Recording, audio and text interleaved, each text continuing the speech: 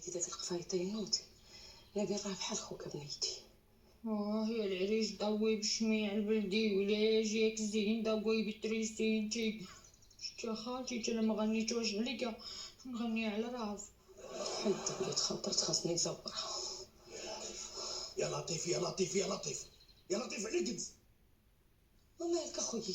انا جايه لاله راشقه ليا، قلت زعما مع راسي غادي نديروا واحد الرفيسه على هاد البيبيه هادي.